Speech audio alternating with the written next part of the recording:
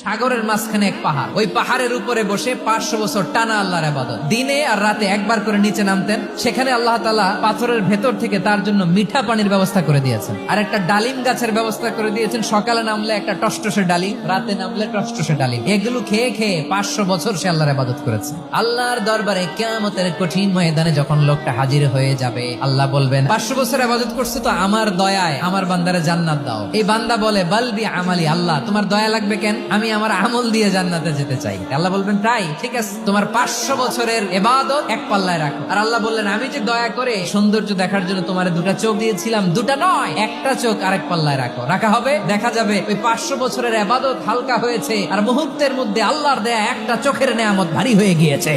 ফলাফল দেখো, হিসাব বলে তুমি এখন জাহান্নামে যাবা, যাও এবার জাহান্নামে যাও। এবার লোকটা কাচুমাচু করে বলে আল্লাহ এবার আমি বুঝতে পেরেছি তোমার দয়া ছাড়া দুনিয়ায় কেউ জান্নাতে যেতে পারবে না।